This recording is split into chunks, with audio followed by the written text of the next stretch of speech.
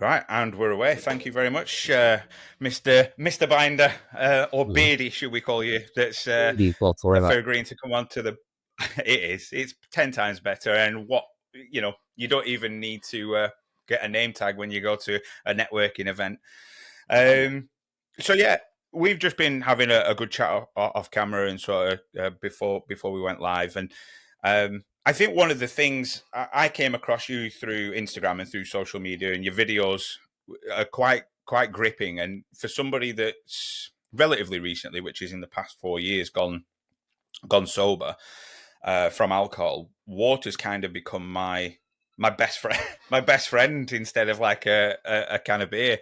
And um, what I what intrigued me about you is like, how did you get into, you know, I always think like when people are younger and they're in school, and you want to be an astronaut.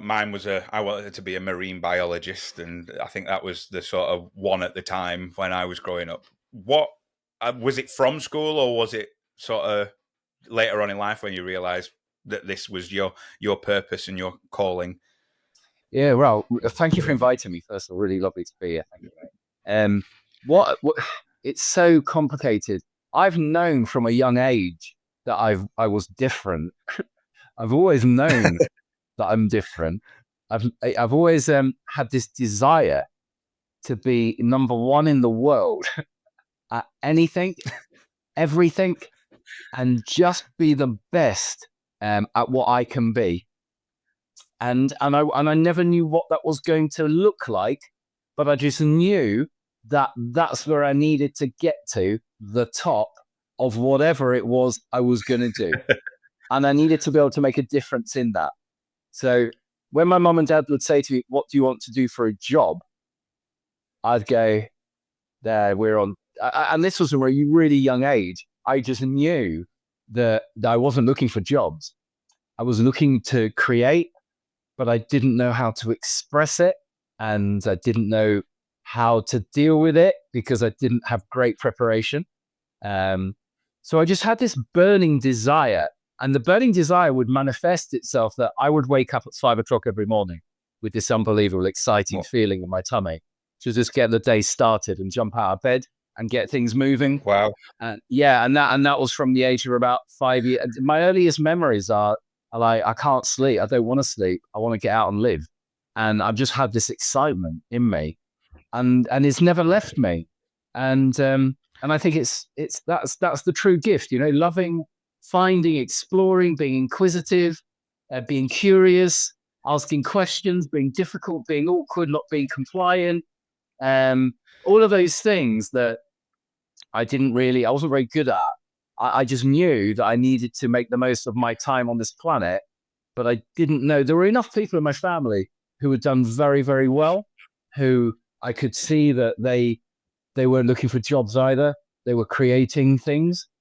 So I kind of probably got subconscious inspiration from them without realizing that that was my calling. So no, I never dreamt of being a water sommelier. To answer your question, I was I my don't. earliest. Yeah. I was going to be a professional goalkeeper. That was going to be my Wow. yeah. So I was at an academy to the age of 17, 18. My mum's Danish. Love sport, love football. Swam for the city of Manchester. Was going to hopefully try and get into the Olympics. It's just sport's been my life as a kid. And then I think the beautiful thing is sport and competitive is a very natural step into business, because if you've One got that, hundred percent, and you it go on, teaches sorry. you such good values. Like, Mm. so, my daughter's just started playing hockey, and I've seen a change in her in the past probably 4 or 5 months, where it's it's teaching her obviously the resilience, it's teaching her the teamwork, and it's also teaching her the leadership. She kind of started being, even though she was independent because she's a girl and she's Mm. leave me alone, I can do it myself. It's just almost sort of taking that if you're in a game, you take the game by the scruff of the neck because you want to win. And I've seen that sort of transfer into her life. I dropped her off at running club this morning, and she of her own accord, decided that's what I want to do. They do a running club on Tuesdays and Thursdays. I want to go there. Dad, wake me up at 6:30. I want to get ready. I want to go running club. And that's all There's, come from sport. mate, absolutely. I think we all crave discipline. We all crave routine. We all crave that commitment, but it's very Yeah. rarely encouraged or taught. But it's so important. I think it's not obviously for girls, but I think especially for men, because Yeah, men, we have to 100%. look after ourselves. It should be on the day we're born. Somebody should sit down and explain to us. If we don't look after ourselves, no one else will. It's our responsibility to look after us. And the more we do that, the better we become, the more attractive we are, and the happier everyone is. But no one tells us. Yeah. No, the happiness, like just, I noticed, I went through probably 5 years. I had a failing business or a failed business. Unfortunately, these things happen, Yep. and it sent me within that 5 years. I didn't really look after my body because obviously you're running the business and the cortisol and this, that, the other. And I got overweight. I'd stopped exercising, and sport, like you said, had been a massive part of my life from being so young. And there was one picture that my partner took of me and my daughter, and it was in my old United kit, and there was a big rotund sort of pot belly on me, and it nearly made me sick. And I just thought, my God, I've let myself get to that point. And then as soon as I started getting back into the gym and getting back into exercise, your perspective, your outlook, the way you feel about yourself, which in Yeah. turn radiates Yeah, out, Lewis, if I just did feels so anything, much better. so I've never drunk, right? I've never drunk alcohol. I've always been disciplined, always been in the gym my whole life, never lost it. But I always felt as a non-drinker, and I love this country, but I always felt as an outsider because drinking is such an ingrained part of British culture and British society that just stopped going out because I just got bored Mhm. of having the same conversation, of having to justify why I'm not a functioning alcoholic like the rest of you. And you want me to Yeah, justify that? I find it too much. It's beyond belief. it's It's it, strange. it's It's one of the things that I've noticed over the past. Obviously, I've now not drank for over 4 years, and it's one thing that it's always the caveat at the end of explain. No, no, I don't drink. Not that I had a problem. I wasn't an alcoholic. It's just, but it's so strange that the weird thing is not to pour poison in my body. and I've had to deal with that my whole life, and I found that very disheartening because it's funny in the beginning, but after 10, 15 years of it, you can't go anywhere. And then the other thing that I used to find very interesting is that when people go, "Why don't you drink?" Well, if I used to be honest and say, I don't drink because I look after my body. I don't drink flammable liquids. I don't like the taste or the smell of it, and I couldn't drink it if you paid me. So I'm not sacrificing anything. I just find it disgusting. Um, and then people would go, "Wow, what's wrong with you?" Like they would be Yeah. shocked that what the fuck is wrong with you. And then after a while, I thought, you know what? The next time someone says this to me, I'm gonna try and experiment. So someone comes up to you the next time, why aren't you drinking? I thought I'm gonna say that I used to have a drink problem. The response, Lewis, was arm round the shoulder, get in there, mate. You're a legend. I'll be there soon. Don't you worry. You're ahead of me. So suddenly you've gone to a hero because you think you made up that you used to have a drink problem and people can relate to that, Every, but they can't relate that you don't everybody, like it. everybody loves an underdog story, don't they? And a recovery story, because No, at one no. point you were worse than they are. And that's It's it. funny. And then they can relate to you. But if you just say you don't like it, it's like you're a weirdo. Like, what the fuck's wrong with him? He doesn't like it. I know, and it is surreal, and ultimately, so just nipping back. So, at what point did water then Oh, come in sorry, yeah. to? Because obviously, yeah, it's all right. It's all right. I honestly, Darren, I will go off on so many tangents, and it's I been so suppose looking difficult mate dangerous. at the start of this podcast. I've kind of developed some sort of technique. It helps. I've got a little totem here on my desk, and basically every time that I go off on a tangent, I'll move it somewhere Oh, just so that I remind myself to move it back. So it's working at the minute. that's it. Good. But yeah, so when did water come into it? Because I must admit, I empathize with that feeling of it's almost and correct me if I'm wrong, but I've had that feeling when I was really young of destiny. I'm destined to do something. I'm destined to either change the world or change somebody's life, or I'm destined to do something of some note. And no matter what position I've had, and I've had jobs for 17 years, I've been in the in different industries for 17 years, and that feeling has never ever left me. And quite recently, with starting this, it's felt, oh, this feels different. This feels it's alignment. So I can empathize with that feeling of sort of destined for something, and you want to be the number one at something, and you want to give back to the world, so to speak. But when did that realization of water come in? Brilliant question. I've had 36 or 37 different businesses and careers. I've done really well at a lot of things, but it wasn't enough. I wasn't interested in cars and watches and houses and holidays. I don't like holidays. I don't like dicking around with my life. I like being productive. I don't like sitting on a Yeah. I like the idea of sitting on a beach for about 2 minutes. I can do it. And then I'm like, right, I'm done. I can't sit here for a week. I'm not here for that. I'm not here for a good time. I'm not here for a party. I'm here for fun and creativity. So when did the penny drop? I think the penny dropped in just the fact that it was such an accident. So if I tell you the story of how this happened, but it was just such a Yeah. bizarre accident that started with I had to get divorced, and we had 5 children together, and it was the last thing Wow. that I wanted to do. But I knew that we had to do this because it would turn into one of those unhappy places for me. And I knew I had to take action. And the nearest property to my children was an old country pub called the Crag Inn, which was 900 meters away from where we were living at the time, a little farmhouse. And so I bought the Crag Inn. At the time I'm working in New York, and I'm involved in hair, so I was commuting backwards and forwards. And I've got a really good, cushy little number, loving what I'm doing, really interesting.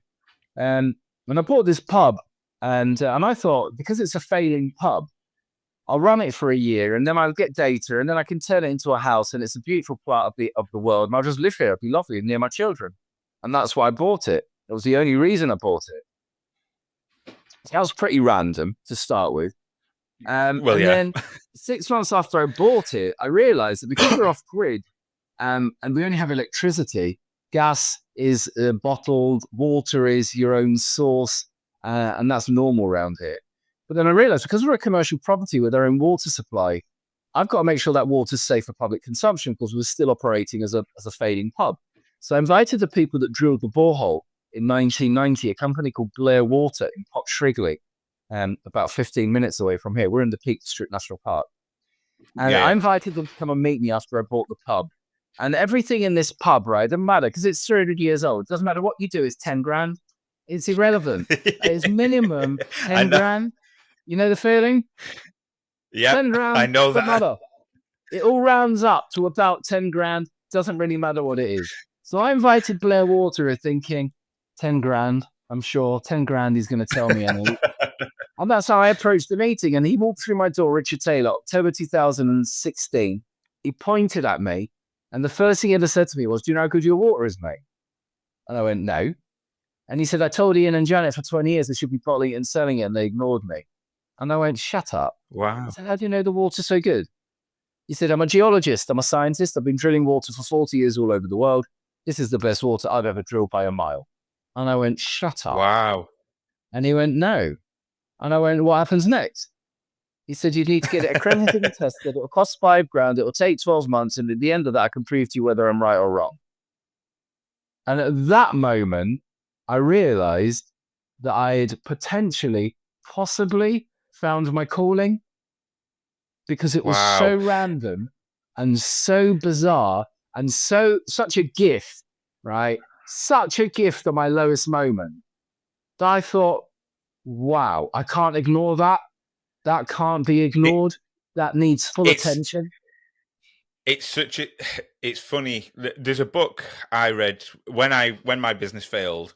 I basically spent about 2 years reading, constantly reading, and there was books by Rhonda Byrne, The Power, The Secret, and then um, Robin Sharma, The Monk Who Sold His Ferrari. All phenomenal books, and they all helped me in their own way. And then there was one book by Deepak Chopra called Synchro Destiny, and basically it's the idea that there's no such thing as coincidence. The whole point is to find the meaning within what you would call a coincidence. And that is the universe talking to you, saying, trying to put you on the right path. And it's happened to me quite a few times in my life in terms of, well, it stopped me from dying a couple of times. couple of times. Wow. There was once in the French Alps when I went skiing, and I just decided at the point to stop in a whiteout. I just decided to stop and wait for my group. And if I hadn't have just decided, I was going straight over a 1,000-foot drop cliff. I was going straight over it, and there was just something that told me to stop.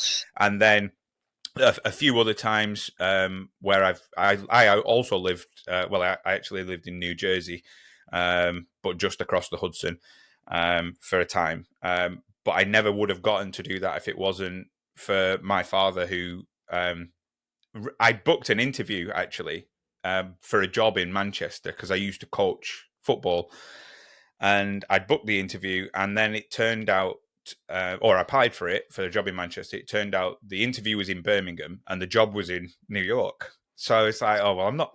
I was 18, 19. I was like, I'm not doing that. And my dad had just decided to book a hotel in Birmingham that weekend of the interview, and we ended up going down. I got the job and flew over to New York, and that's where I stayed for 2 years. So that sort of feeling of destiny, I 100 when things start to drop into place and align, it is that.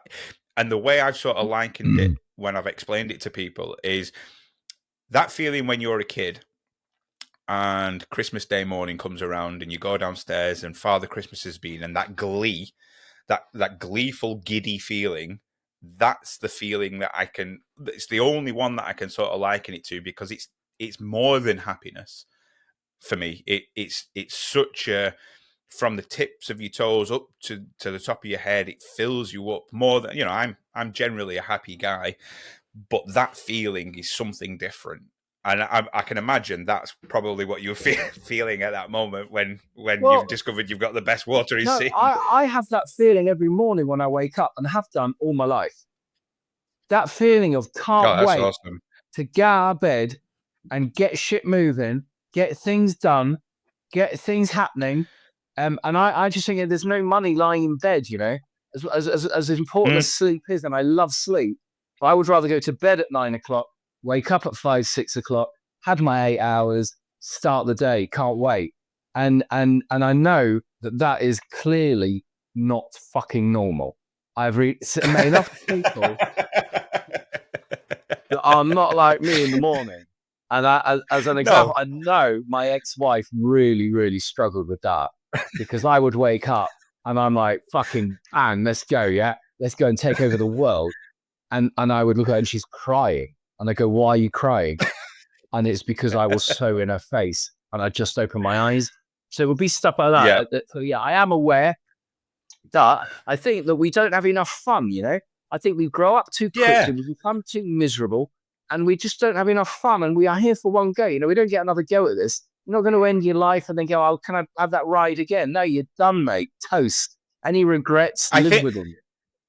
that lack of it starting the podcast, I've focused so hard on trying to just recapture that childlike fun and that childlike abandonment of oh well, what would this person think and what would that person think, and I was having a bit of a crisis of confidence, and I don't mind saying this. Like, I booked all the guests, I've got 26 guests upcoming, and it's growing day by day. I need to catch up, actually.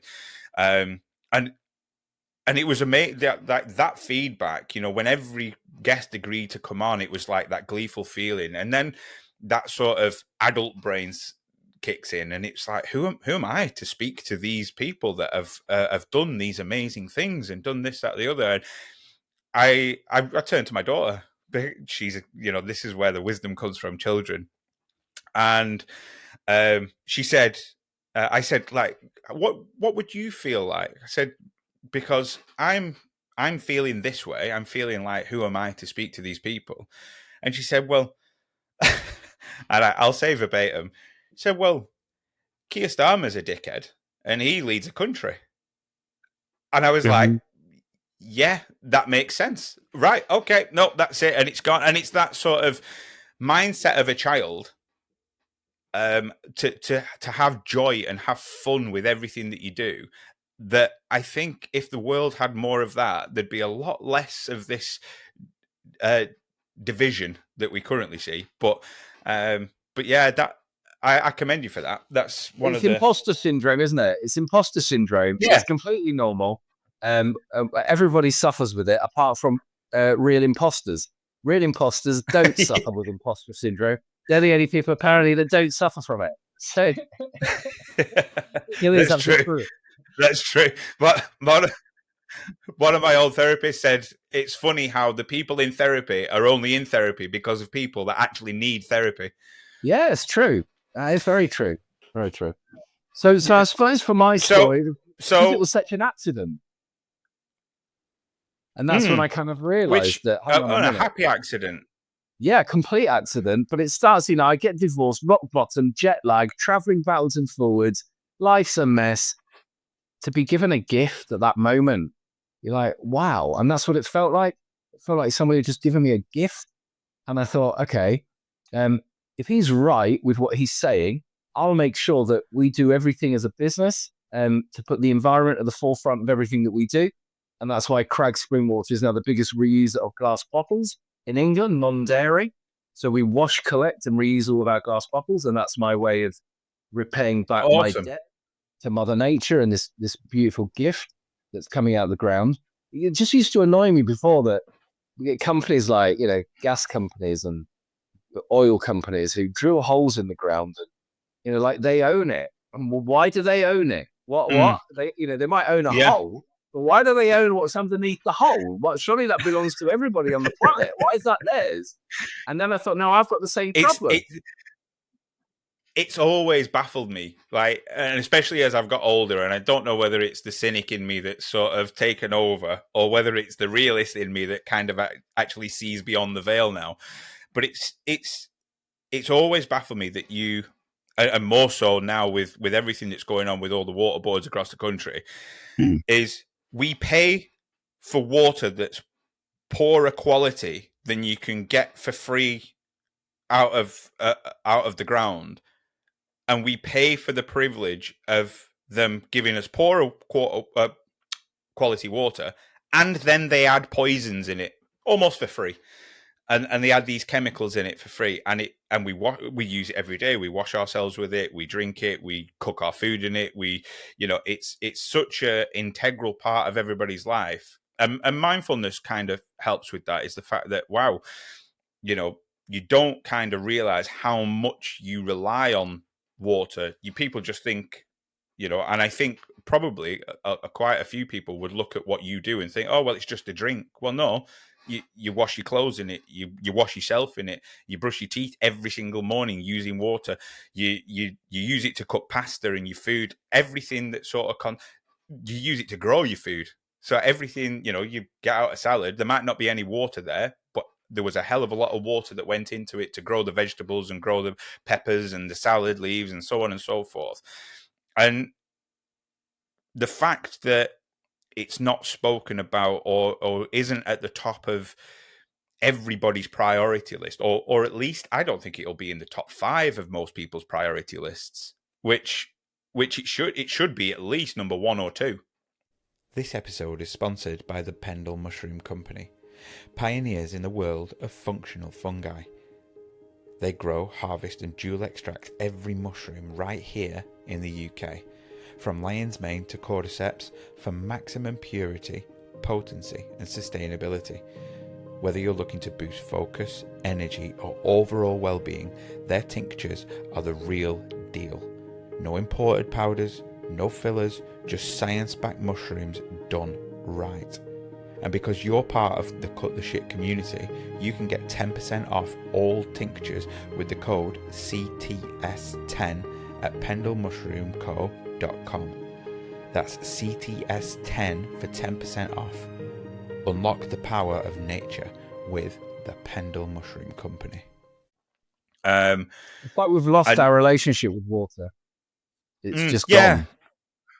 And that's the thing that I'm kind of hoping. That's what I really want to be able to do. I'd like to be able to, if I can bring water to life for people, so that to make water engaging, so that people understand what it is they're buying, what it is they're drinking, why they're buying it, why does my mouth feel dry when I drink that water? Why does my mouth feel like it's tacky when I drink that water? Why is that water bitter? Why does that water have a taste? Why do all the water brands tell us to chill it? What is going on in the world of water? And so for me now, I'm just hoping that through this accident, because basically what happened was, well, I'll go back to the story, then it might make a bit more sense. So Richard Taylor comes in and then immediately I said to him, start testing it. So he starts testing it. I start working on reusable glass bottle schemes and paying back this debt to Mother Nature. And then a company on Instagram called Salacious Drinks get in touch with me, and they asked me for samples. And this is before I started bottling it. And they're in Washington, D.C., sell the finest waters in the world. And I thought, oh my God, I'll send them the water and, they can tell me that it's all right or whatever. Anyway, I sent them the water and we had a Skype meeting 2 weeks later. And they said it's one of the finest waters they'd ever tasted. And at that point, I went, you're going to have to explain why. I need to know what's going on here. What is going on? And they started explaining why, what, how. And that's when I realized that there's a world here that exists that I've never even heard about it. I never even knew it existed. And it's water. And that just doesn't make sense. So I thought I need to learn about it. And then when I start bottling it, I'm on my own for the first 2.5 years. And on a Tuesday, I go out selling it. And everywhere I go with the water, people taste it and they go, oh, I didn't know water could taste like that. It's the same reaction everywhere I go, Lewis, right? People say to you, oh, I didn't know water could taste like that. And I'm stood there with a crate of it going, yeah, I don't know. I have no idea. It's water, innit? I have no idea. And then I thought, this is ridiculous. I can't be another brand that has a product that knows nothing about the product, and I want to learn. And that's when I thought, right, I need to understand. I need to learn. I want to be a water sommelier so I can at least understand and explain to people why it tastes like it does. And that was it. That was the only reason I did it. So I did the water sommelier course, and then after my divorce, I lost access with my children, funnily enough. And there's quite a few fathers out there and mothers that this happens to, but mainly fathers. I took it to court, and I realized that I was going to get absolutely smashed in court as well. And this was going nowhere. And I thought, do you know what? I've got my beautiful children, and there's a chance I may never see them again. I haven't seen them for 3 years already, and that's why I took it to court. And they live within 10 minutes of me. And then I thought I'll start creating content, because they're on social media. So I'll start posting content. I'll just hope that one day they might see me. I don't care what anyone says or thinks, because I just want my kids to remember that I'm their dad. And I started uploading videos. And that was it. I never thought anyone was going to be interested. I never thought anyone was going to do anything other than laugh. But I didn't care, because I just wanted my kids to remember that I'm their dad. And that was why I started. That was 3.5 years ago. I started creating content. You know what? It's that sort of, and I think that it's the thing that I've battled with, because I've always been, especially with social media, I've friends and family. That's generally the only reason that I've ever had it, because I've got family all over the world, in Canada, and I've got friends in Africa and New York and so on and so forth. And then obviously starting this journey, it's a necessity of the beast that you've got to start posting, and it's been a very difficult thing. But I saw a post the other day, and it was talking about that embarrassment. And it made me think, on the other side of that embarrassment, if you can just get through it, you actually attract and engage with the people that think and feel the way that you do. And the You need, embarrassment is the people that you actually don't want in your life and you don't want to consume your content, because they're the ones that will make you feel bad about making it. Whereas the people that do follow you and the people that do engage with you, and that's why I engaged, with your content initially, is the fact that, right, this guy's speaking my language. This guy's sort of on the same wavelength as me. And you were on the other side of that embarrassment. If you can just knuckle down and push through it that once, so that's important. where your audience is. Yeah, it's so important. Because, so what I learned from my journey was that because I went into it fearlessly, because my objective wasn't to build a following. It wasn't to engage with anybody. I just thought all that's going to happen is people are going to laugh at water. Cool. I couldn't give a shit. I just want my kids to remember that I'm their dad, whatever. So if people laugh, I thought, well, who cares? That my Yeah. children. So to me, the objective was more important than potentially what would happen. Now, what I've learned through this journey is that it's so interesting. And I think if anybody cares what people say or think, then I honestly don't think they should be anywhere near social media. If you care Yeah. what people think, you shouldn't be on it, because these are people that we've never met, we've never seen. I couldn't give a shit what people who know me think about me. The people that don't know me, they don't even register. I much prefer the hate than the love. The love's fucking boring. Whatever. Love, love, love, love. True. I hate you. You're a fucking hairy wanker. I love it. Right. Well, let's talk. Well, I've heard that one before, funnily enough. I've swiped past 50 people that love me for the wanker comment, because that's just more interesting and it's more True. engaging, I think. But I do think that we can't care. It doesn't matter what people think or say. We've never met them. So I had an early thing as well. I didn't want to get into arguing with people. I didn't want to get into debating with people. And I didn't want to get into persuading people. I Yeah. do what I do. If you like it, you like it. You don't, you swipe it. We've never met. I couldn't give a shit. And that's it. And I think that is that's how I deal with it. And you just don't care what people think. If they're going to be, that everyone's allowed. I just think if you're going to be brave enough to put yourself out there on social media, I think we need to accept as creators that everybody has the right to say whatever they want. 100%. And we have the right can't to agree with you enough. We have the right Yeah. to ignore the comment. We have the right to laugh at it. We have the right to be offended if we choose to be offended. We have the right to do what we want, and they have the right to do what they want. And I hate it when you see social media creators moaning about comments or interactions, and you think, that's what it's all about. That is what it's all about. And you can't be liked by everybody. Well, that sort of, and I think social media has got a lot to answer for with that disappearing from day-to-day life, is the fact that discussion and that conversation and that sort of, you're not going to be everybody's cup of tea. I used to go into, when I used to drink, I used to go into a pub and there'd be people that would sit at one side of the pub and I'd sit at the other because I didn't like them and they didn't like me. But there was 50 people in a pub. Whereas now you're online and there's millions. There's going to be millions of people that don't like me, and there's going to be millions of people that do actually like me. And then there's going to be more millions that don't actually give a shit. The funny thing as well about the hate, what I love about the hate and comments, is that what these Muppets don't realize is that they're boosting your content. Yes. They're doing you a favor. Because they don't have the self-discipline to just swipe. Now, I've never in my life commented negatively about anybody else's post ever, because I couldn't be bothered to engage. I can't be bothered. I don't like it, and just swipe. Yeah, I'm not going to engage with things that I don't like. I'm not going to engage with things. I can't be bothered. I can't be bothered to do it. But they can. It is. It's, you know what? There was a post that I posted, and it was basically who's it? It was Gary Neville and Gary Stevenson. I kind of got a bee in my bonnet about Gary Stevenson anyway. And they I posted something in it. love him, but don't. You I love him, love him. it's just the only thing is the fact it needs to be backed up. And the way he says it and the way he puts it across, I understand why he does it for the layman's person that doesn't quite understand the world of finance and this, that, the other. But anyway, the sort of came about, and I made a video on it. I posted it on the social media, and all night I was thinking, why did I fall for that bait? Why did I end up posting it?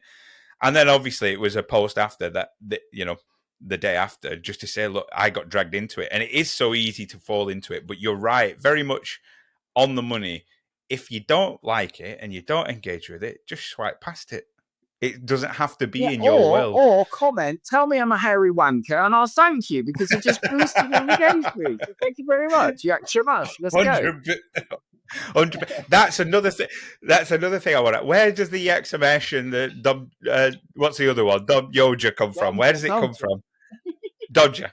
Where's that come from? I'm embarrassed now. It's turned. I say it in my life, right? I say it. My kids, my 6-year-old Lucas walks around saying Yakshimash to people. Yakshimash Dobja. I love it. It comes from Ali G. Ali G. I presumed that's where it did.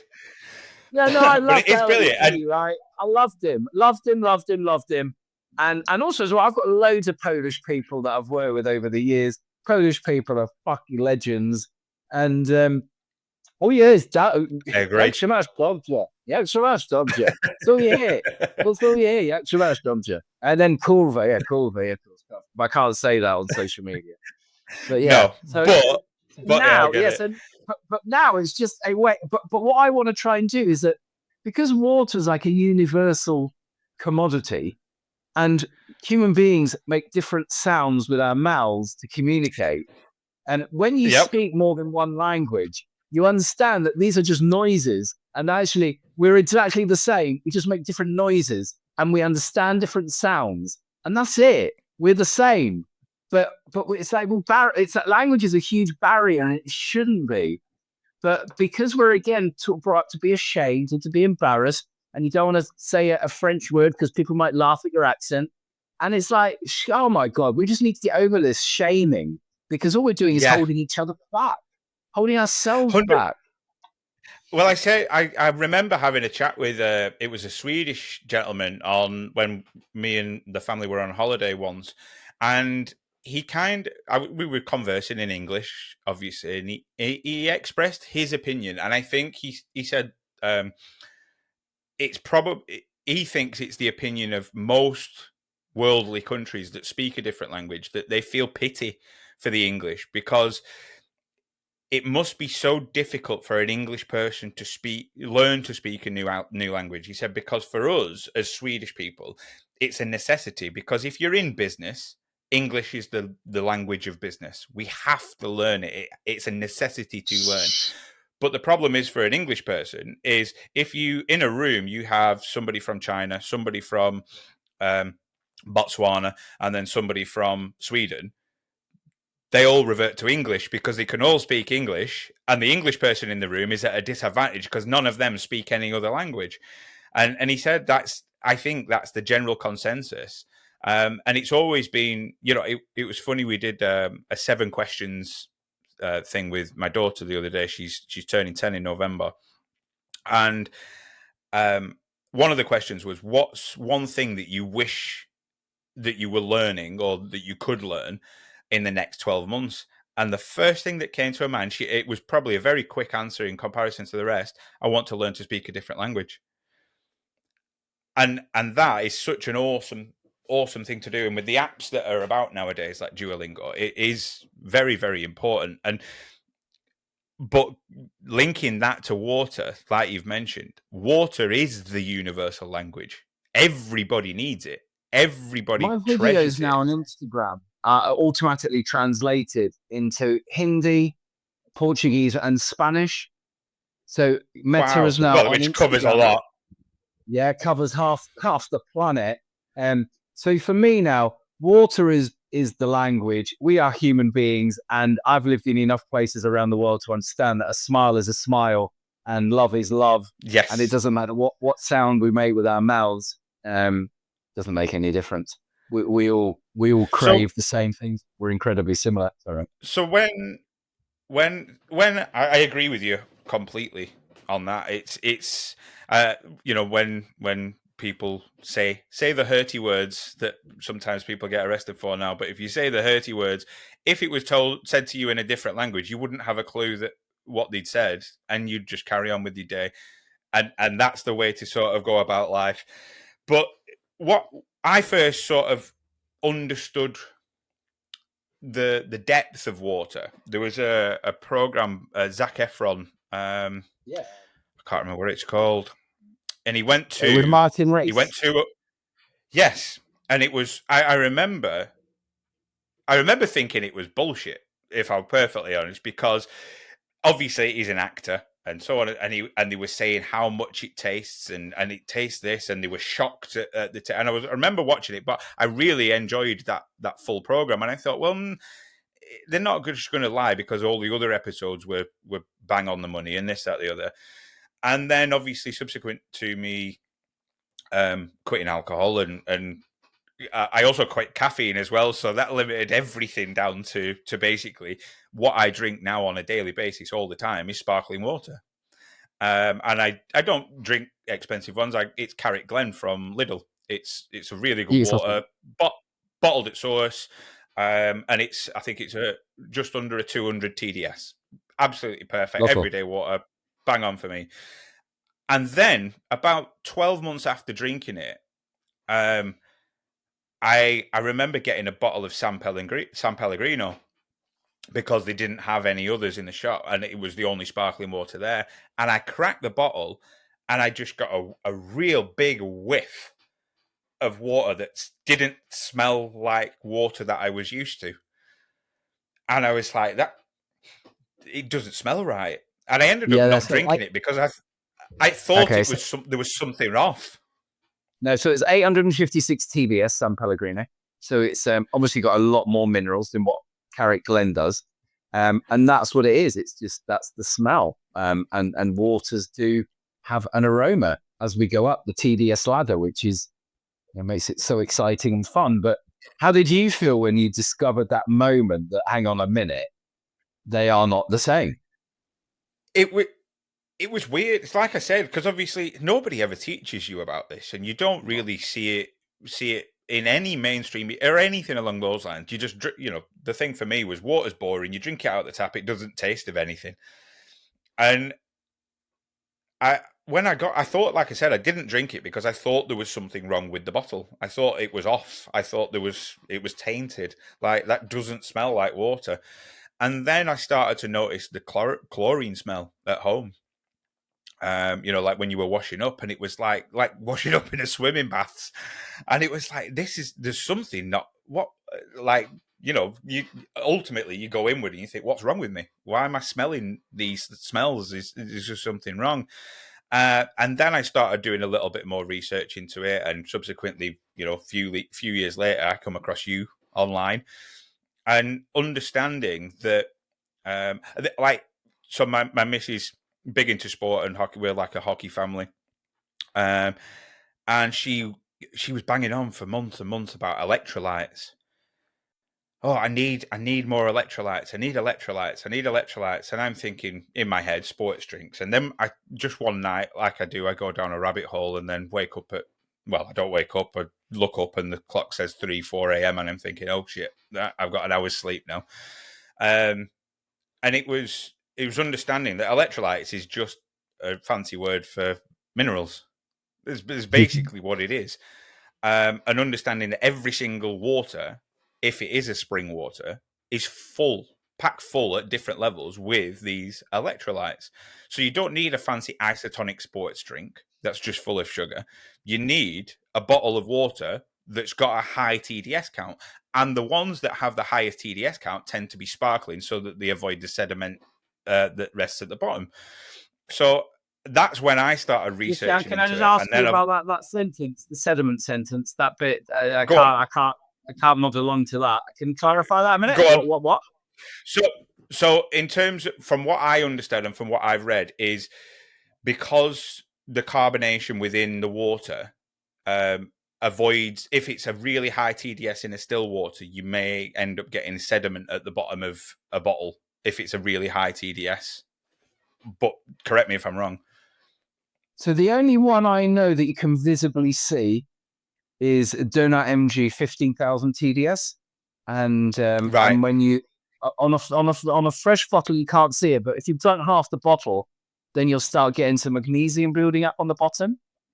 But I don't know any other waters with sediment, and I wouldn't be drinking sedimenty water ever. No, So I just wanted to. it's only what I. Yeah, no, that's fine. It's only what I've read, but yeah, but in terms of and then basically, yeah, came across you, and that was my sort of foray into the healthy side of water and how then understanding. You know, I've done anatomy and physiology at college and university and Mhm. throughout sport, and you know, everybody I think with half a brain understands that the body's like 90% water. Mhm. The brain is pretty much mostly water, and Mhm. it's so important that and realizing that I've lived probably 30 years of my life dehydrated, not I having think that's enough pretty water. common. Yeah, Yeah, chronic dehydration, I think, is a massive issue. And what I find annoying about it is, I do a video sometimes where I wake up and drink water, and people say to yeah, me, yeah. I've seen them. "That's dangerous. That's dangerous. You're drinking too much water. That's dangerous." I'm thinking it's 400 mil, you muppet. Right? It's not 4 liters. It's 400 mil of water. Or sometimes I might do 750 mil. Woo. Yeah. But yet, Crazy but man. yet, but yet, people will go out and drink 10 pints in an evening, not give that any consideration. That's healthy. But drinking a bottle of water in the morning, that's dangerous, that is. I'm like, what the fuck are we on here? What are people on? So It chronic is. dehydration. Let's just talk It is about it a minute. baffling. So in the history of the London Marathon, there has never been a death due to dehydration. There's been more than 10 deaths due to water intoxication, drinking too much water. So drinking too much water is a valid concern. Absolutely right. But how much water is too much? Also, for me, a professional water drinker, 750 ml in one shot is what I will. I won't do any more than that ever. But you'll hear people drinking 2 or 3 liters on like a competition, and that's when they die. That's when they suffer. That's when they have serious problems.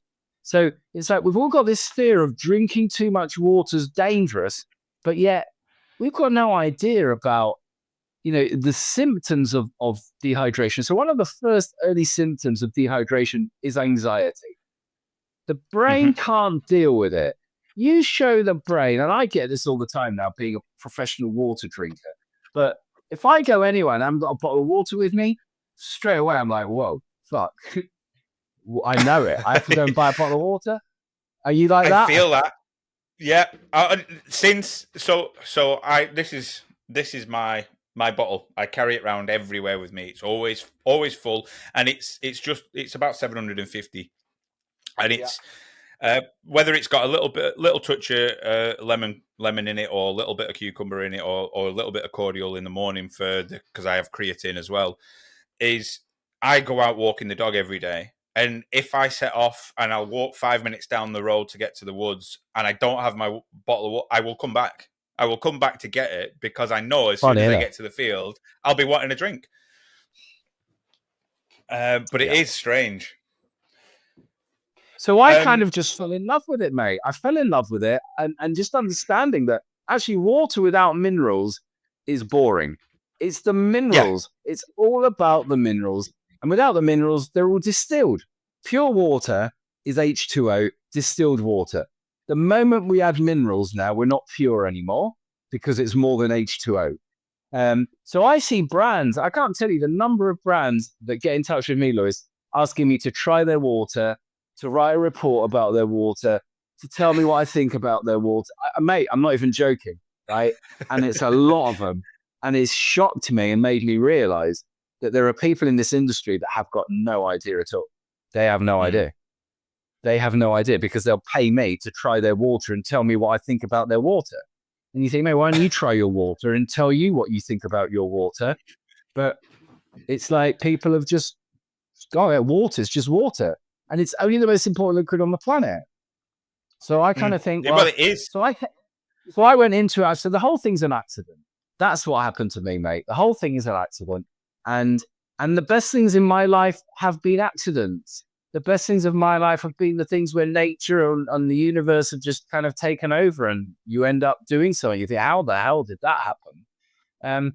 As opposed to the contrived things where you work hard to try and fit a square peg in a round hole, or you think, oh, do you know, I'll just trust the universe. We'll get on with it. Everything's going to be good. And I think it's so. What I love about it is what I love about creating content is that I didn't realize what an attention-seeking nightmare I am. I had no idea. Right? Honestly, I didn't. I had no idea. Absolutely no idea. And what I love about it now is being able to project energy.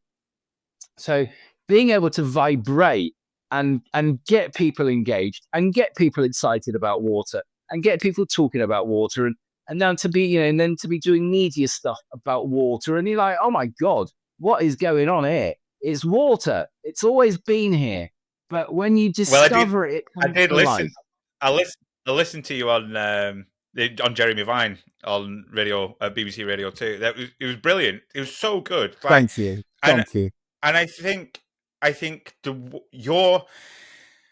way you are so enthusiastic about it, and I can see now, obviously speaking to you for just over an hour, I can see that that's not put on. It's not fake. It's in every aspect of your life.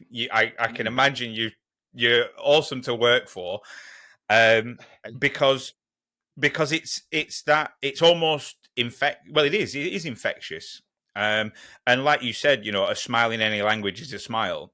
That sort of enthusiastic love for water I mean, it's is not it. water, it's life, though, Lewis. I think it's life because I know people, we all know people that whinge and moan and aches and pains and this and gripes and fallouts and drama. And I'm like, shut up, get out of my life. Yeah. No Yeah. chance. Can't happen anymore. Can't happen. The victim It's now about, mentality. correct. It's now about, okay, how about the people that are successful, who project happiness, who project energy, who project positivity, who are optimistic about outcomes, who will make shit happen? I'm one of them. Right. Okay. I'm one of them. I need to keep away from a lot of people. I didn't realize how infectious these people can be when you're that type of character. But we get what we project. And if we Yes. want to project misery and moaning, that's the life we're going to live. But if you want to project happiness and 100%. opportunity, it's the life, isn't it? And that's all I do It is, is. but now I'm very careful who I let in now, because I now have to understand I need to protect what I've got now. And I understand that the danger of having people who don't understand me in my life, family, we'll call them, who just want to. Why can't you just be normal? Why can't you just be like us? Why can't you just be happy? Why can't you just be content? Why? And I'm thinking, why can't you just shut the fuck up? But Yeah, I mean, honestly, it's almost sort of akin to, and I will never ever begrudge anybody. If somebody wants to go and work in a supermarket and stack shelves and they are happy, and that is their, it's just their means to get by, because their sort of Shangri-La is their family, and they get to have weekends off and they work evening shifts because they get to drop the kids off at school, and so, power to them. Awesome. That's brilliant. But I know for a fact that would destroy me to my core. It would break me down beyond repair. I can't do that. I can't do a normal 9 to 5. I can't do a normal job. It's not in my bones. It's not in my makeup. And I think if everybody was just more accepting of the fact that, Beard is this weirdo water guy that loves water. It's amazing. You'd actually, watch some of his videos. He's really, really enthusiastic about water, rather than the negative element, and people were just accepting that that is your thing and that is who you are. But I think The we've all world of got beer, that in us, you know? We've all got that passion. We've all got that yes. thing. We're all here for a reason. And I think very few of us find it. I was one of the Mm. nutters like you that wasn't going to settle for less. I knew there was a reason. I just knew I had to find it, and I would spend my life looking for it. But luckily, oh, thank God for that. It's done. I It found it. found it. It found you. Found It it. found It you. found me. Correct. And so That's now it. I get So to spend the rest of my life just enjoying it. Sorry, Rick. exactly. No, it's okay. So, I mean, touching, and we've talked a lot about water, but not actually Well, about no. water, which is funnily enough. So, I saw a video of you. It was a throwback, I think, that you put on this morning. Oh For God, yeah, shuttled on one of 1650. your favorite. That's the one. I'm just looking it up now because I saved the video so I didn't butcher the name. So why is that one of your favorites? What makes it a favorite? So what happened was the one when I part of my water sommelier course, the last module you've got to write a water menu for a restaurant. So I had to buy a collection of different waters, which was a nightmare to get a hold of in the UK. But I managed to get a collection of different waters, and it was 2 pallets. So you have to buy them by box, a minimum 12 bottles in a box. So I've got 2 pallets turn up of all these different waters from around the world, and I'm sat on the patio about 5 years ago, and I'm just sat on the pallets with the Stanley knife, opening up the boxes, trying the bottles, and I'm trying these bottles, right, Lewis, and I'm like, oh my God, I'm like, I can't believe what I'm tasting here. I'm like, I feel robbed. I feel robbed of information and knowledge. I feel robbed that at the age of 47, I'm discovering that water isn't just water, and that's absolute manipulation. It's absolute manipulation, and I've worked out it's 100%. I know it's true because I'm sat there tasting waters now that I'm not even close to each other. So when I got to Shuttledon, Mm. first of all, it's a beautiful box, a beautiful bottle. And then when I was looking, I was learning about them and tasting them. So I learned before Shuttledon arrived that Shuttledon's been bottled at the source since 1650. Obviously not in glass Wow. bottles; they would go in clay bottles or vessels. So it's been bottled since 1650, and since 1650, it's been the water of the Vatican, business leaders, politicians, monarchs all over the world. And it's not just Shuttledon, by the way. There's loads of them, but that's just one example where they've got this history. And then before 1650, it's So it's documented that. that's the bottle. It's That's the one. documented that Roman soldiers would fill their vessels up on the way to battle because they knew that the 1500 TDS water gave them energy because it's packed full of electrolytes, and they could fight better drinking that water Wow. than other waters. And that's historically documented. Anything, hang on Wow. a So it's minute. Yeah, yeah. It's an energy drink. The first yeah. one. The Wow. first energy drink where Roman soldiers would fill their vessels up on the way to battle because they knew they were better fighters with that water. And I just thought, wow, what a story, what a history. And then you try the water, and it's salty and it's sweet. You can feel it. You can feel the energy. You can feel the electrolytes in the water.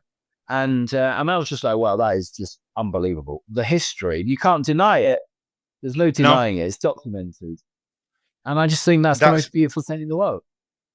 it is amazing. Like and to be fair, understand like you. In fact, you posted a video the other day that I and obviously over the past 4 years and my rabbit holes that I've sort of dipped in and out of and gone down, I never knew you could get actual naturally sparkling Yeah. water. I Well, thought that's one of it them, was by the way. always. Oh, is that so? So Shuttledon is one that is naturally sparkling. Yeah. Yeah. Naturally Wow. carbonated. So what you get with these, and it's mainly super high TDS waters that this happens to. So there's so much geology or so many minerals. The geology is so rich that within that geology, there's CO2. So as the Hmm. water's passing through the geology, it's getting carbonated at the same time. And I always think, which can is you imagine? Can you awesome. imagine being a shepherd, right, hundreds of years ago, Yeah. and you bend down to drink this water coming out of the ground, and it's soda stream, it's fizzy, it's carbonated. It must have been It'd, unbelievable.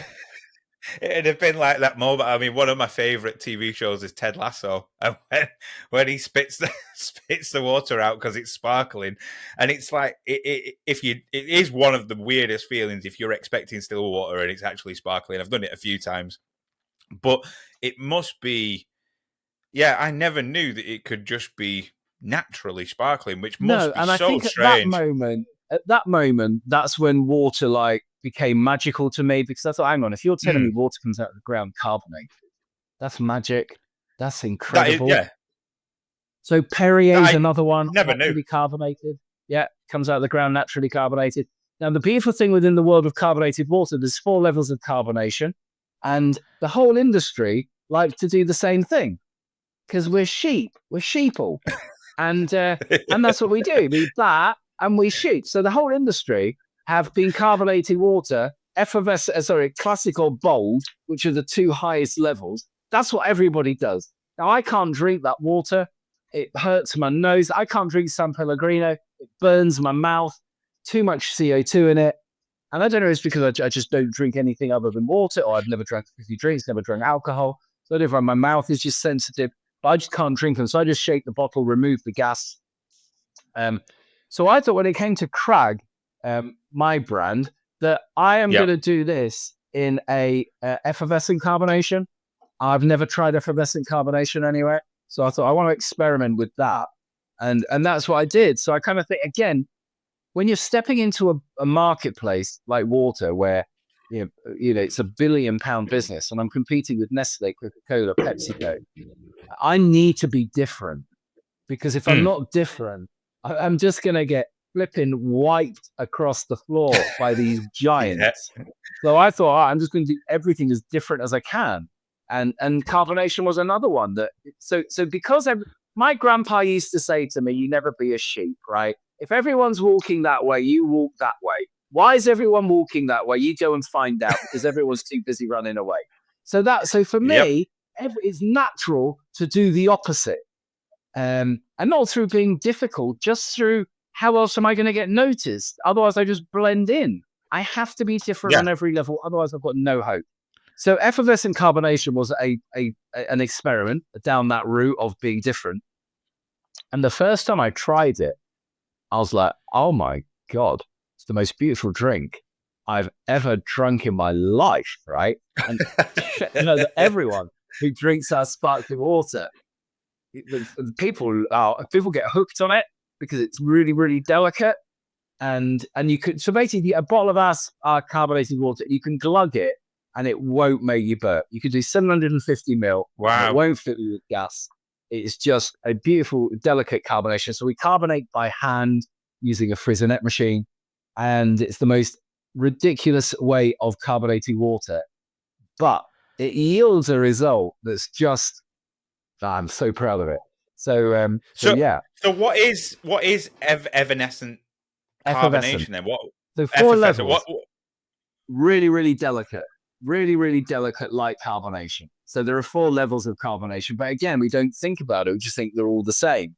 But when we understand that San Pellegrino is bold, Perrier is bold or classic, and when I drink them, I can't drink it. I can't enjoy it.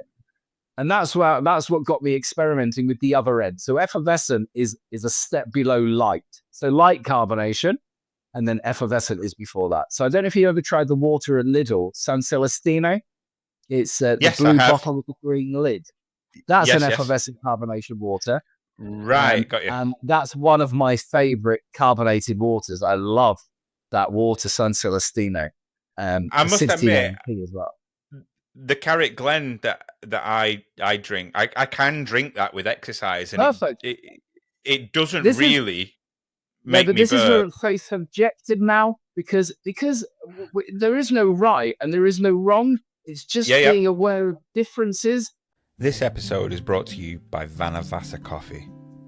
Since going caffeine free, I've realised how hard it is to find a genuinely good decaf coffee. Most of them taste flat, weak or like they're just there to tick a box for the few of us that don't want or need that caffeine hit. But I still love coffee. The morning ritual, the warmth, the silence that comes with that first sip. And that's how I came across Vanavasa Coffee, a brand inspired by the wilderness, built around presence, purpose and balance. Their coffees are grown all over the world and roasted right here in the UK. Each blend tells a story. I've partnered with Vanavasa Coffee because it's about more than caffeine. It's about connection and the ritual. Right now, they're inviting a small group to join before they launch. You can register your interest and get 15% off your first order by visiting cutthes.com/sponsors and clicking on Vanavasa Coffee. That's cutthes.com/sponsors and clicking on Vanavasa Coffee. And that's my job now as the water sommelier, is just to make sure people understand that with a little bit of knowledge, you can become really engaged in this. And then when you become engaged in it, you can fall in love with it. And I'm going to do a video about this in a minute, by the way, because that's a really good line. that flowed beautifully. About the engagement. And then so it's just engaging people. And then they naturally discover it. And then people say to me, "Oh my God, I'm drinking more water. I feel really good." I'm like, "Yeah, I know, it's good, isn't it?" It's like, fuck. And on a bonus, it's less pretentious than a wine sommelier. I couldn't be a wine sommelier if you paid me. I mean, you see them in restaurants. I've been to restaurants when you see them and you say, "Oh God, shut up." After the third glass, you won't have a clue. Whereas with water, obviously you're going to taste every single glass. You're not going to lose any senses.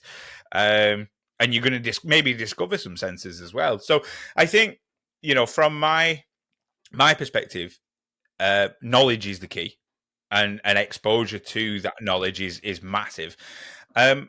One thing that I thought this morning that sort of I really wanted to ask you, because I'm very much I'm very much a rebel in that sense. Like you were mentioning about sheep. I don't follow the crowd. I don't follow where the sheep walk. I kind of want to see what they're walking away from. And when I look at the water that is sort of national, and I've never understood why we pay for water that comes through lead pipes that are poisoning our water, as well as the chemicals that they put in where it comes from. What would you say is there anything stopping these water boards and nationalized water systems? Why can't they deliver sort of this level of spring water to our houses? Is it just, is there a reason, or is it, I mean, I understand obviously it might be on sheer volume because obviously we've got the reservoirs and so on and so forth, but what's the reason there? I think the first reason is that their number one priority is servicing shareholders with dividends. Yeah. That's their job. Their job is looking after the shareholders of the business. That's their priority, and we are nothing. Now, the whole point of privatization was to offer consumers a better product, better services, more efficient, at a cheaper price. How's that gone? And none of them have happened. So when we consider that only Ecuador on the planet have followed our model of privatization of water, I would say it's probably debatable as to how successful that experiment's been, considering they were sold in 1989 debt-free. Since then, they've racked up tens of billions of pounds worth of debt. They've paid out tens of billions of pounds worth of dividends. The infrastructure is crumbling, and their priority is not delivering beautiful water to us. Their priority is delivering beautiful returns to the investors. And again, we need to wake up and smell the coffee. So just very quickly, if you don't mind, just what is the difference in the water that comes out of your tap and bottled water, as an example, or natural mineral spring water? So the water that comes out of your tap is highly processed water that smells of chlorine. And the reason the chlorine is put in the water is to kill the bacteria that are in the water. It's the only reason the chlorine is there. Chlorine is a highly toxic neurotoxin, and in my opinion, go and sip on a bottle of bleach, see how you found that, because in effect that's what chlorine is. That's what we're But encouraged to drink, and that's what we're told is normal. But in the world of natural water, if you have bacteria, you can't bottle it. Full stop. You're done. You're finished. So in the world of natural water, you can't bottle dirty water. In the world of tap water, you can deliver it as long as you put enough chlorine in it to kill the bacteria in the water. Now, when people are filtering tap water, which I don't blame them, but all they're doing is adding more processes to the processes that water's already been through before it got to your tap. So if we're dumping raw sewage in rivers and streams, and then those rivers and streams are filling reservoirs, and those reservoirs go to water treatment plants where they're passed through multiple stages of filtration and skimming and processing. And then they go into a lab where they're blended with minerals to give it a TDS, to give the water some minerals. And then chlorine is added to the water. As long as we understand the difference, then I would never want anybody to think I'm telling them what to drink. You drink what you want. I just want people to become aware with knowledge so that they can understand that spending 30 quid a month on Brita filters probably is never going to be as good as going to Lidl and buying 12 litres for £2.26 of natural mineral spring water. yeah, But because we've just been manipulated to be, just manipulated, really. This is one of the beautiful things about social media now, is that I'm hoping that, if you do something good, like hopefully giving people knowledge, that people will now be interested. And then that seems to be what happened, even though the whole thing was an accident. So in the world of tap water, it's highly processed water. And in the world of bottled water, not all bottled water is good. So if it doesn't say natural mineral spring on the front label, then don't buy it. It's really that simple. So smart water, read the label. It tells you on the label what they do. In the UK, they start off with the spring water. In the United States, they do it with tap water. But they vapor distill it, remove the minerals that are in the water, so it's now distilled water, and then add Coca-Cola's magic formula of minerals back into the water that they just removed that were there naturally. And they do it for product consistency, so that when you buy a bottle of smart water anywhere in the world, it tastes the same shit. And that's why they do it, for consistency. it's 65%. 65% of bottled water in the United States of America is filtered, purified tap water. And natural water with minerals, because there's no awareness at all. And this is what got me really going, because I thought if we are very easily sliding down the route of the United States of America, and we could very easily, because at the moment there's Active, which is vapor distilled water, Lucozade Fit water, which is the most shocking, disgusting water. I urge people to buy it just so you can experience how crap water can be. You have to buy Lucozade Fit water, and that way they can't sue me either, because I'm telling people to buy it because it's so shit. But if you think water's water, go and buy a bottle of Lucozade Fit water, because you're in for a shock. It's disgusting. It's undrinkable. And then smart water, which smart water, I'm convinced, right? Because when you look into it, it's the dumbest shit you can do with water.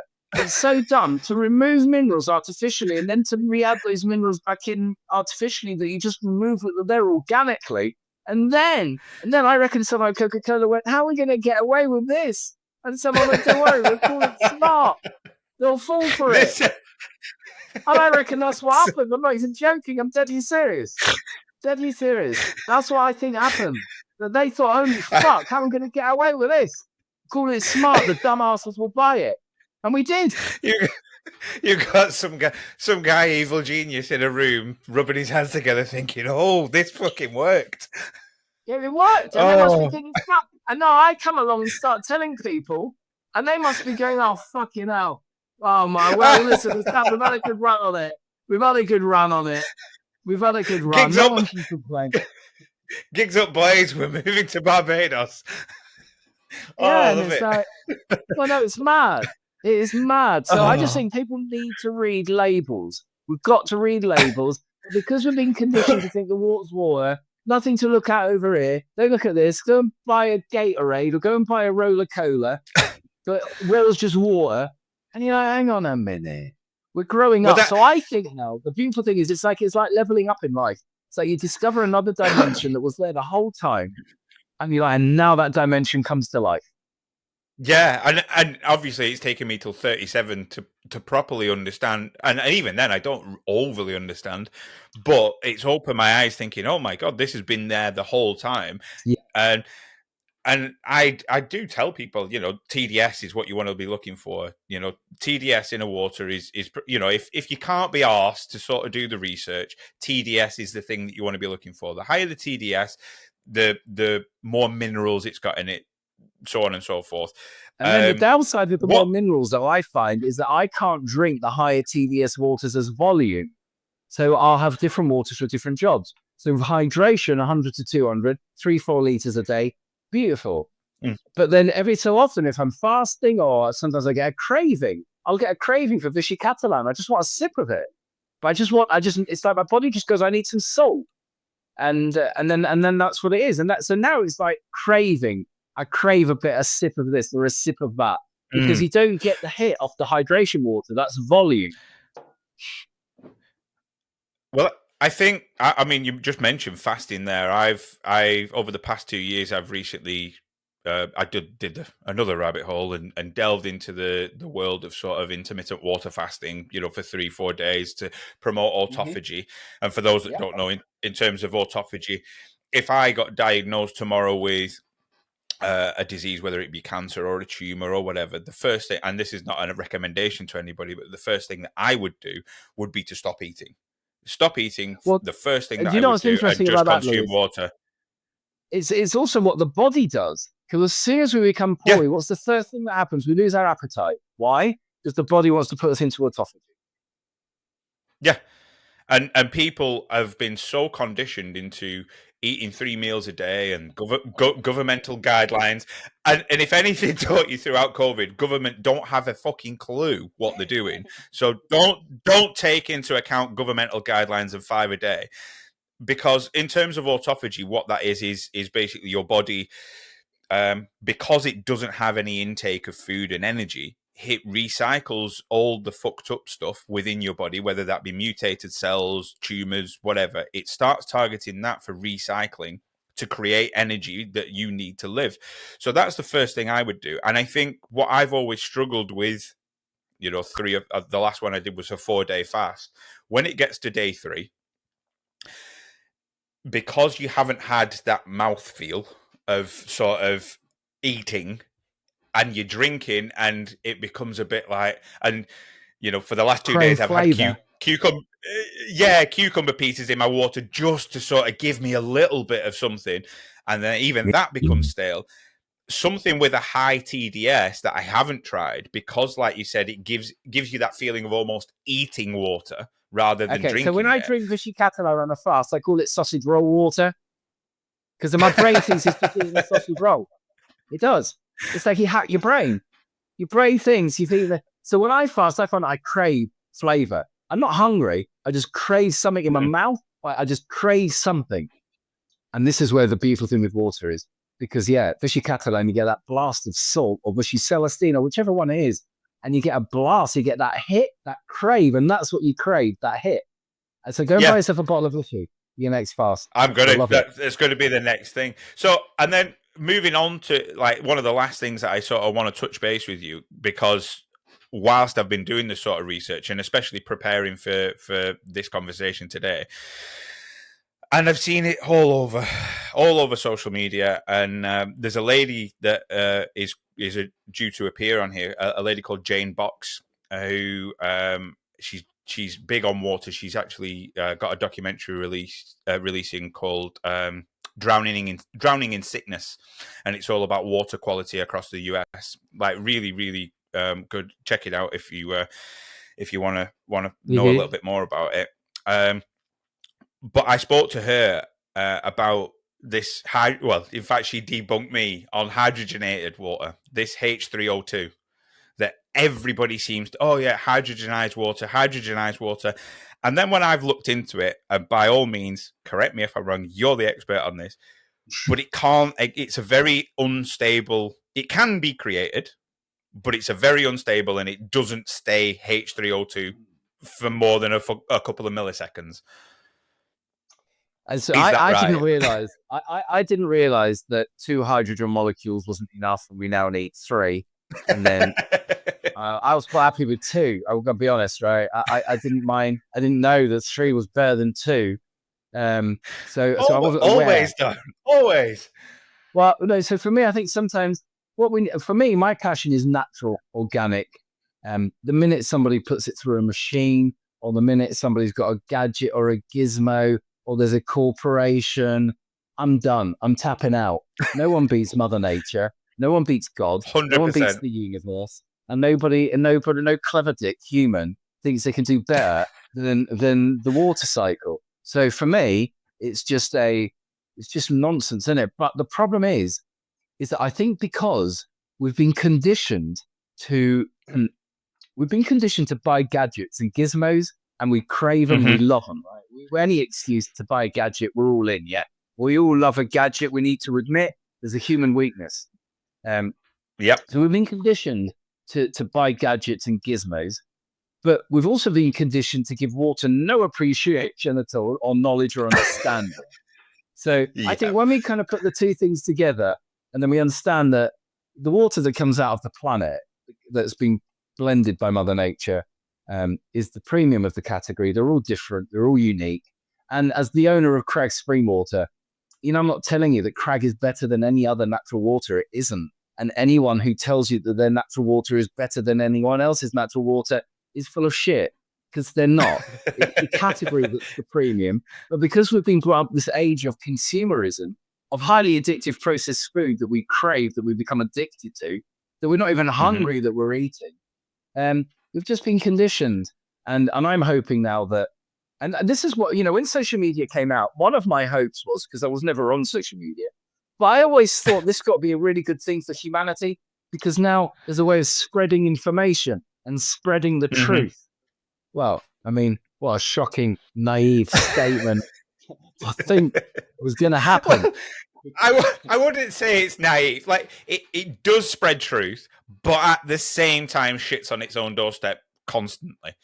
And that's the issue, is the fact that you at one point you've got somebody like yourself that's spreading the truth regarding water, and then on the other hand you've got all these people that just want to make a quick buck by selling a Temu gadget or gizmo that's saying, yeah, if you buy this, that Vortex is your your water before you drink I don't know it. if you saw yesterday, there was a guy on Instagram and TikTok, Darren Fuse Fitness, and he was doing a video about don't buy 2 waters not to buy and 2 waters to buy.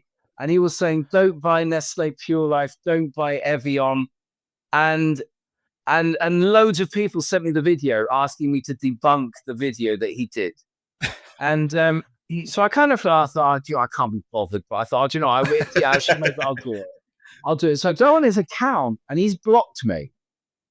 Oh, so nice. He's blocked me from commenting or debunking on his misinformation. And this is the problem. Yes, this is the problem. So if you are I would never block or anybody. Everybody has the right, like I said before, to say anything they want about me or about anything I create.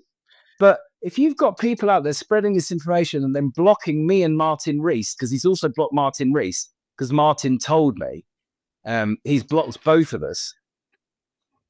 And you think, well, that's the problem, isn't it? Because nobody else knows that he's blocked me. I can't go around telling people that he's blocked me, because it's just. But that's the thing with social media is kind of given an unfettered, unchecked platform to what would have been the village idiot back in the day, in terms of the fact that if the village idiot walks around the village spouting nonsense that cats are in collusion to take over the planet, it would generally be the population of that village to go, no, Billy, shut the fuck up, sit down, you're chatting pure shit there. Whereas if they can now block out that village, you're blocked. And then you've got all these village idiots that are going, oh, Billy's making sense. It's the cats.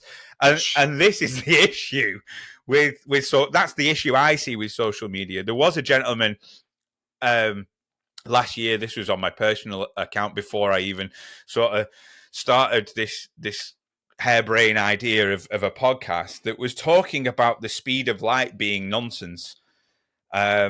Because and this is how funny it is, and it was entertaining, and I thought it was satire to begin with, but because when I switch on the light, it hits the wall across the room instantly, and there's no delay. Where's this 4 point something second? And I'm thinking, so I put on a comment that was, you need to do it. You need to do it X, Y, Z. It was just like, I wasn't poo-pooing him. I was just saying, look, if you want to try and disprove it, then you need to do it in controlled settings and so on and so forth. Straight away blocked. And I'm just thinking, this is the issue, where this guy, I feel sorry for him, because obviously he's trying to prove something. And don't get me wrong, inquisitive mind, go for it. If you want to try and disprove the speed of light, do it, but do it in the right way. Big thing to aim for. But then if you shut down that discussion, it doesn't work, because you like we said or you said right at the beginning, in terms of friction makes fire. That's how stuff gets done. And I know I'm motivated is the fact that, especially for something like this, I've had friends, I've had acquaintances and teammates and stuff, for other workplaces. You wouldn't do that. You wouldn't be good at a podcast. You wouldn't be. Well, my thought process is, fucking watch me, bitch. This is what I'm going to do. And it's that sort of friction makes fire. If you shut that down, my God, I had an episode with Adrian Rose, who's a mycologist, all about mushrooms and stuff. And we showed a graph of Homo sapien cranium sizes over the millennia. And since Neanderthals were on the planet, so a few thousand years or tens of thousand years, the actual cranial size is going down. So we've gone up and up and up and up and up and up and up. And now we're on a downward slope. And I think this is the sort of shutting down of discussion of ideas and shutting down of that sort of discourse, constructive discourse. It's half the battle. I think sometimes we're just scared to offend now, because everyone's so flipping sensitive that it's difficult sometimes to know, you can have a debate, you can't have a debate. But I suppose this is where we're, if you say, it's all about delivery, I suppose, isn't it? You say things with a smile on your face, and but yeah, it is hard. So if Darren Fuse Fitness is watching this, mate, you let yourself down. All I was going to do was just help you learn and understand, but to block people anyway. Shame. Well, Darren, if you want to come on and you want to refute it, you're more than welcome. It'd be good to get Beardy back on, and we can have that discussion. No problem with me whatsoever. It'd be fun. But yeah, I thank you very much, Darren, for coming on. I massively appreciate it. You're an absolute legend. Your videos cheer me up every single morning, so don't ever stop doing them. If you want to plug, obviously, Crag Water. Crag Mineral Spring Water, if you want to plug it. And I'd like to plug natural water, the world of natural water. That's where you're falling in love. They're all different. They're all unique. Yeah, you're not falling in love with tap. Falling in love with natural water, and no one is better than the other, and go and have fun exploring them. And if you want to learn about water, what's your Instagram handle or your social media tags? Bearded Water Sommelier, and Facebook Bearded Water Sommelier, and TikTok Bearded Water Sommelier, and it's not very original. I'm a water sommelier with a beard. Hey, it works, and it's true. You're not lying. So if you want to learn about water, get on there. Honestly, it is every single day, just facts dropped left, right, and center. It's brilliant, and like I said, I appreciate it, brother. Thank you, and thank you very much. Pleasure, thank you. See you later, everybody.